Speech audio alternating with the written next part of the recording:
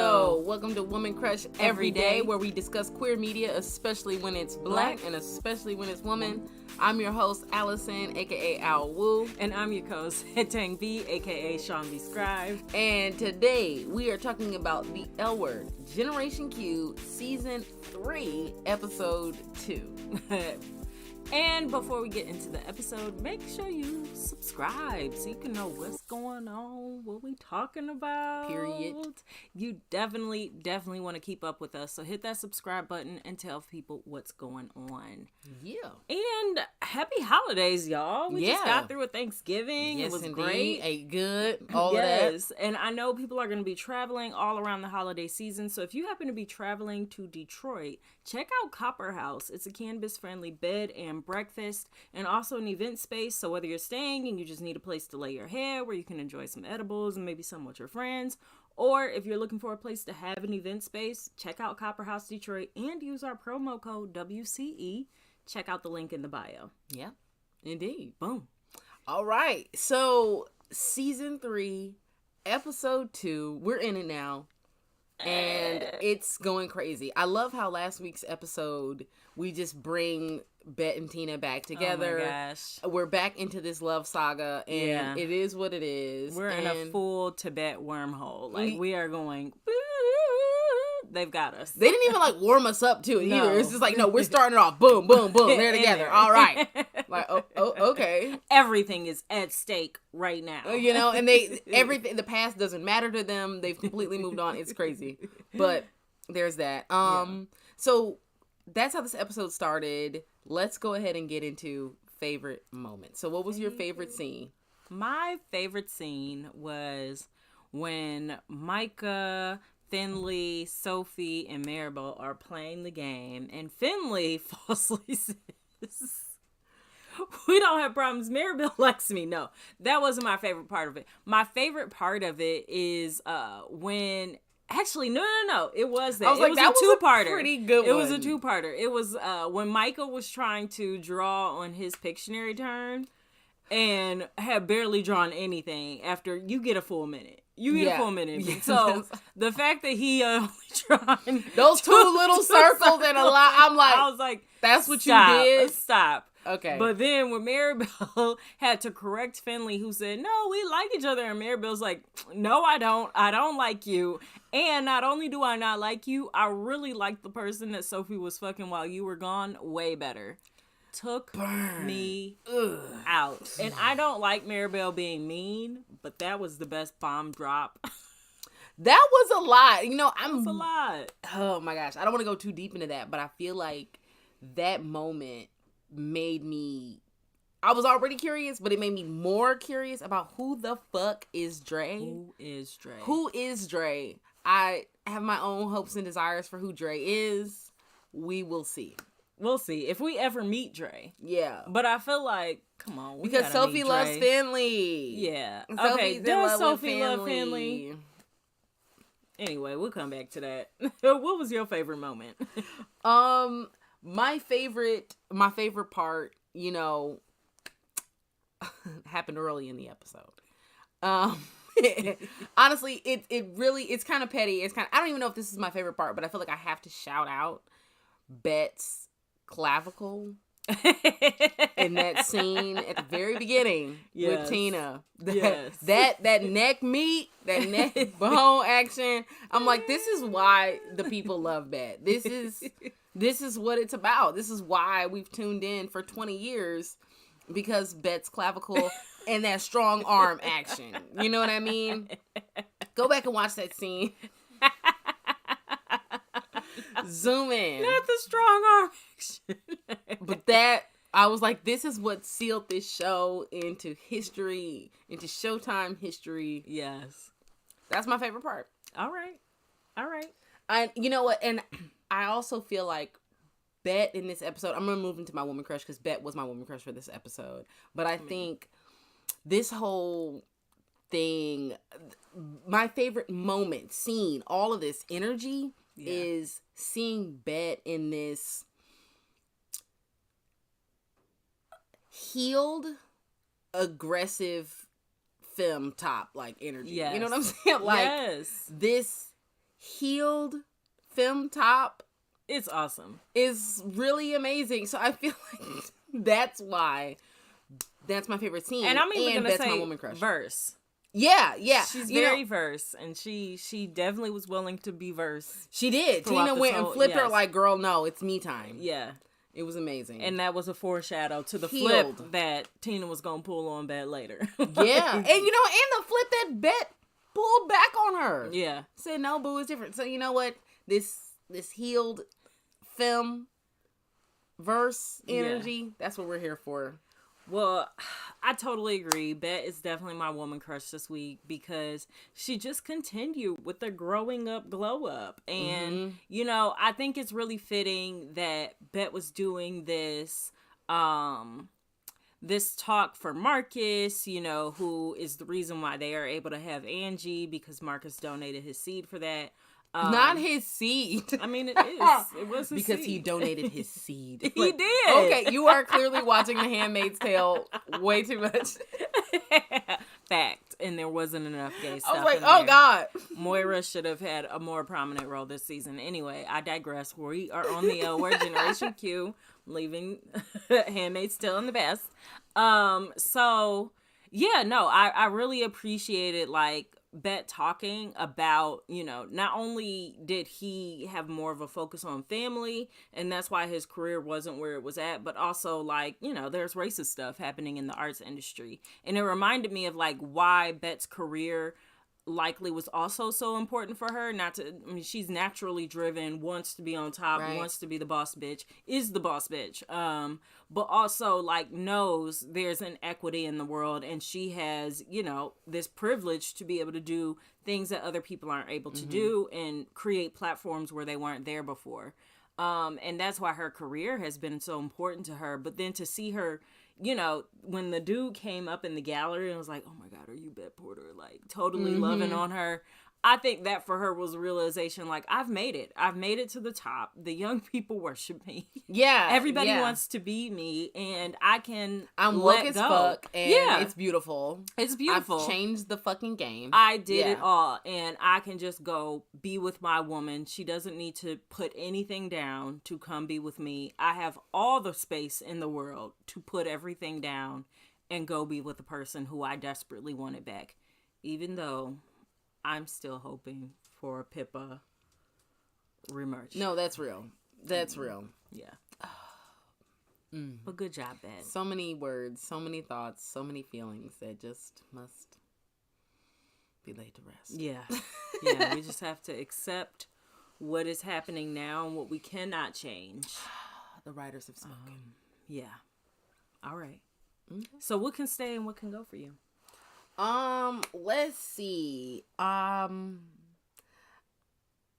have what can stay is these young queers. There's a piece of me that really wants Angie to just be 100% red blood dyke, right? I know. She Same. is not. Okay. Yeah. But I'm also very okay with that. And in fact, I think it is beautiful that it's you can go in and out of what do you want? What are you seeking? You know what I mean? Yeah. Without this castaway here, castaway here. But Generation Q, I think it really embodies this I don't know, what is the feeling? Self-determination. I guess self-determination and confidence. all of that. Yeah. So it's I think that's beautiful. I love to see it. I do believe that he's going to let her down. But that has nothing to do with the possibilities. No. And Jordy's already done that. And we did get 2 full seasons of Angie pursuing a woman or being pursued by a woman before this dude came around, which is not television typical. Typically, we would get 1 or 2 episodes of Jordy. That's real. And then she'd be straight for the whole rest of the series. That's real. That's real. So, boom. There's that. Oh, I have some other thoughts in here, but we don't have time for that. Okay. So, I think that can stay. What can go? I'm still not a fan of Maribel's attitude and the shots that she goes crazy on Micah, and I don't understand Micah either, but I don't know why he wants Here we go. that. I think, but on top of that, Micah choosing Maribel, proposing to Maribel, wanting this relationship, and yet hasn't told his mom, it don't make and sense. yet is about to have this baby, like, and yet I'm just like, Micah, aren't you a fucking counselor, therapist? Like, what the fuck? And trying to blame it on Maribel. You moving too fast. You telling everybody, like, what are you the talking gaslighting, about? the manipulation, like the whoa. So that can completely go. I don't know what's going on there, but I'm not a fan. Yeah, totally agree. I don't understand why Micah is trying to project onto Maribel how he is actually feeling about the whole situation. I don't know how he can propose to somebody without talking to his mom, but somehow having children is a problem. And it's because you totally plan to hide this from your mother, and it would be much harder to hide if you then had a baby. And creates all of these other questions, complications. How do we do this? Yeah, shame on you, Micah. Not cool. And I mean, I want to come back to this in queer canon because there are some things about their relationship on paper that I think is really beautiful. But personality wise, their relationship can go. I do not think they are compatible or healthy for each other at all. But anyway, and thanks, Laundry J, for tuning in and agreeing that their relationship, well, you talk about Sophie and Finley. That's the next thing I'm going to go to. It was that I haven't told my mama for me. We have to like pause and be like, what? Yeah, that's where we were. Yeah, total, no, Micah, no. Check your own eye first, okay? Before you try to pull any thorns, check yours. Yeah. So, I want to respond, though, to the Sophie Finley thing because honestly, I think I'm numb to Sophie and Finley at this point. Like, the past 2 seasons where I have vented, gone off, raged on Finley. Like, why is Finley part of the scenario at all? Why does anybody do this? I don't understand. So, I just think I'm numb. I think I'm just like, okay, well, they're meant to be. Obviously, Sophie wants this in her life, and Sophie can't even give Finley a good reason as to why they would be together. Yeah, like Finley's like, what? I don't even understand why you're attracted to me. Which is such a gaslighty thing because Finley can sense, like, I'm not as good as the person you were fucking while I was gone. Okay? That's probably a fact. It's probably true. I'm not as good as that person. I'm still getting myself together. I only have one sponsor and I felt really on edge tonight. It was everything that held me together. And I do think it's cool to see, like, Finley improving. I want that to stay. You know, if Finley has to be a character, then at least she can improve.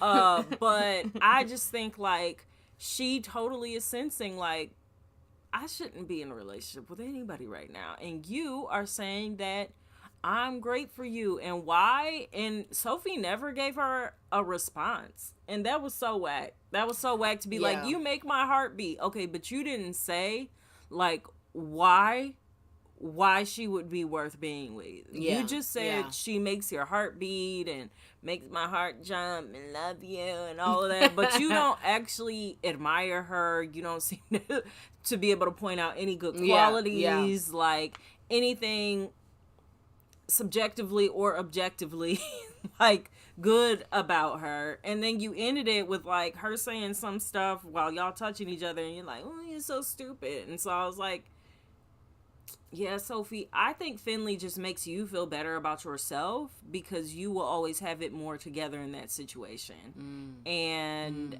actually, you don't have it more together. You don't, because you can't tell the truth. You got all this extra stuff happening on the sidelines. You can't even tell Finley that she's supposed to be keeping a secret that you told her. Actually, you're, like, making me spiral right now. I'm sorry. No, not even, like, don't, but I'm thinking, like, is that okay? Like, is it okay to okay, if you're Sophie, right? Yeah. And you're struggling with things and you're just trying to piece together, but you can still be a pillar for somebody who has it less together, like, Is that okay? I think that's okay in a friendship. I don't know that that's okay in a romantic situation. I think it would be cool if they were friends and just fuck buddies. Mm-hmm. But I think once you get into like, I am your partner, I think Sophie needs to be more real with Finley. And I think Finley was the more mature one this whole episode, you know, to find out like, while you were gone, she was fucking somebody else. That's hurtful. You know, even if you gave all the permission in the world, it's still like an adjustment to enter that data into the scenario. She was like, you know, I'm hurt by it. I know I shouldn't be blaming you. You didn't do anything wrong. I'm still a little bit pissed. I need a little bit of time. Here's my forgiveness note. Like, just letting you know I'm not really mad. You're still awesome. And then I'm going to ask you a real question. I think Sophie is so immature. No, Sophie is the one who left, you know, Danny. Yeah. Ultimately. Sophie is the one who is making, like, all of these terrible decisions, and but that's what I'm saying, though, is that, like, if Danny can't, I mean, if Sophie can't keep a Danny. Yeah. But Sophie can keep a Finley, and there is still some sort of mutual thing going on there. I don't know what Dre is. I don't know who Dre is. I don't know what Dre is bringing to the situation. Yeah. But maybe Finley is still better for Sophie. IDK. I mean, better, sure. Right? That's fair. I don't know. That's fair. I don't know. All right. What else can stay? I want Alice to keep, you know, having all of these adventures. She almost ended up in a sex cult. And, you know, live your life, Alice. Just don't drink the Kool-Aid. Like, have fun with it. I love it. And as much as, you know, I'm proud that, you know, Angie can be her full self and, like, have relationships with women and men and be fluid, and Alice can be fluid and all of that. I really don't care about y'all straight sex at all. You know, I think it can stay because, you know, you want, like, everybody to feel included and, like, audience and all of that. But for me, it can really just, like, fast forward through those scenes. Like, I'll take the dialogue, but I don't need more of y'all kissing and fucking and all of that. I can get that everywhere else. There you go. That's real. I mean, so. That's real. That's real, too. All right. Queer canon. Okay, so I guess queer canon for me, I think about Micah not volunteering, but I think suggesting in like an interest in carrying the baby between Maribel and Micah. So or I don't know who the donor is, you know, like I don't know what. I don't think they've even gotten that far yet. They haven't. Yeah. So I don't know. I guess it's really cool to be on the other side of history and like knowing like, so many trans men have had babies, and bringing that to a television audience, bringing that to Showtime, having this like, let's just start to really unpack this and think about it for people who maybe aren't thinking about that as critically. I think the L Word Generation Q doing that and opening that conversation is super dope. And in this same episode, we realized that, or we learned that who Sophie is fucking is a they, them. Non-binary, Yeah, so, and I thought it was funny how they played that too. It was very, very subtle, but we haven't really gone into they, them territory that I can remember in the L Word OG or now. So, I mean, it didn't exist then, really. I mean, it did.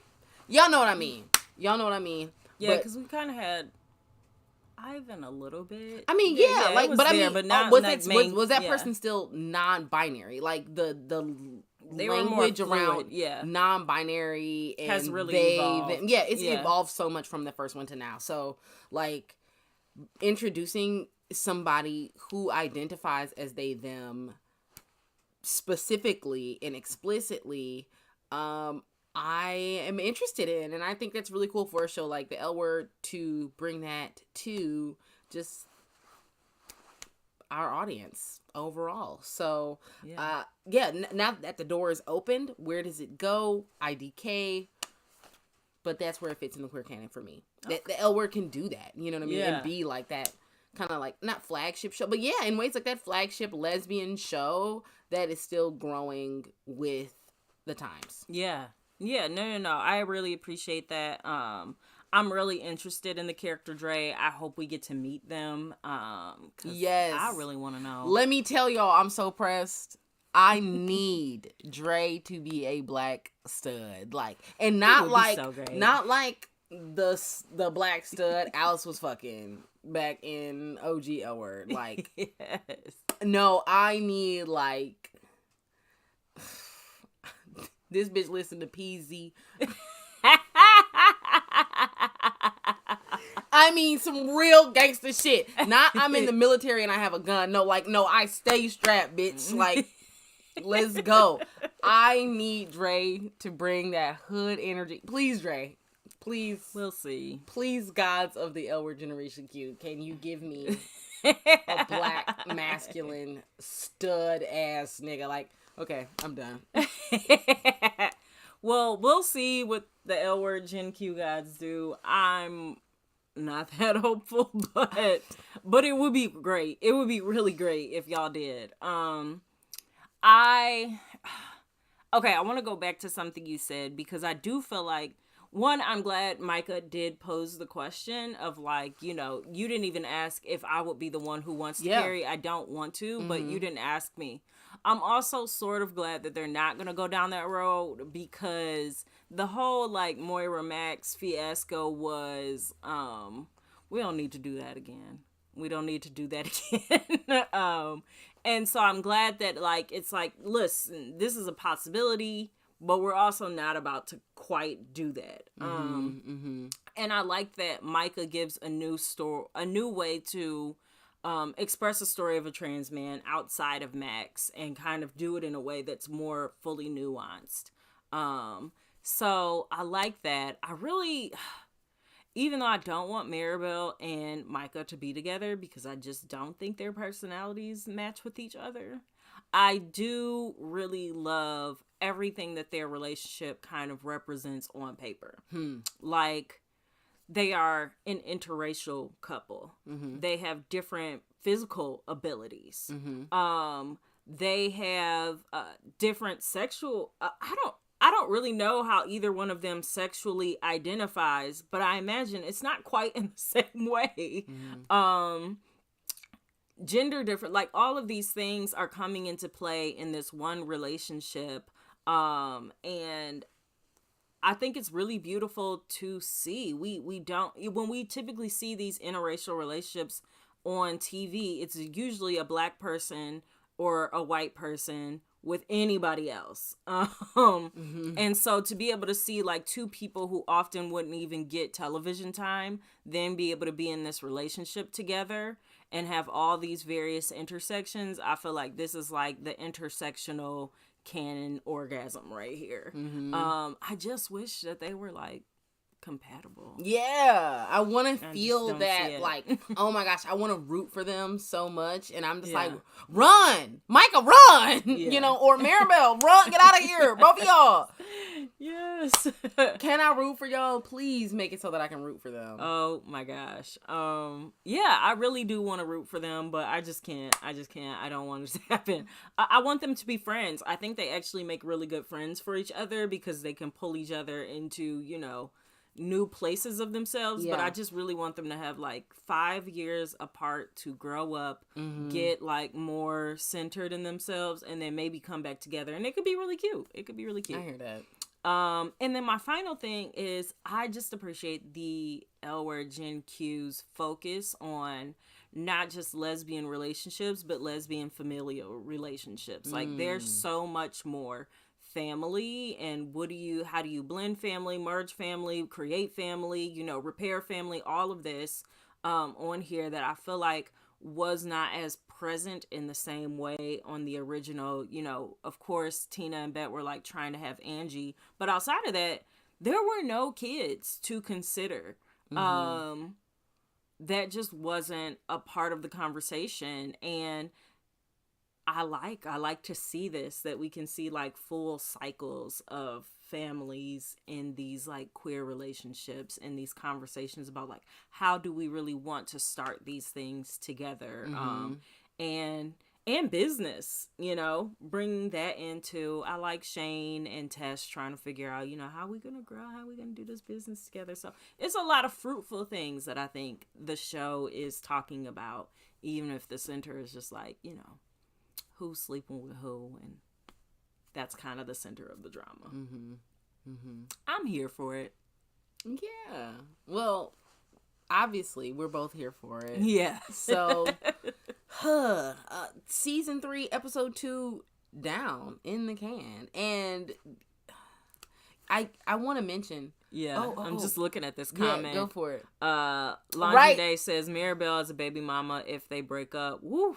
Micah is about to be clowned to death. Yeah, I do not want to be in any kind of like court litigation with Mirabelle because yeah, she is I'm dying that I need Cleo. If you're talking about Cleo from Set It Off for Drake, like, yes, this is exactly the energy about. I'm talking about. Like, this is exactly what I'm talking about. Y'all want to switch this up? Y'all want to make this show pop? God damn it. They'll bring in a whole new audience, let me tell you. The number of people I could text and say, it finally happened. You could watch the L Word now. We on there. Like, we are on there.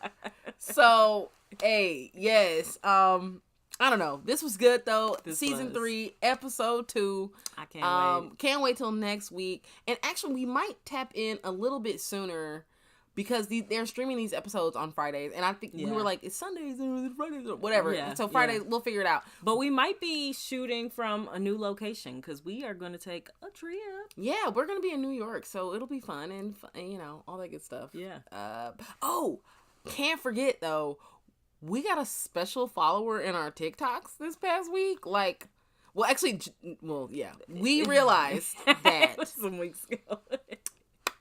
A little bit ago, we got a follow on TikTok from Rosie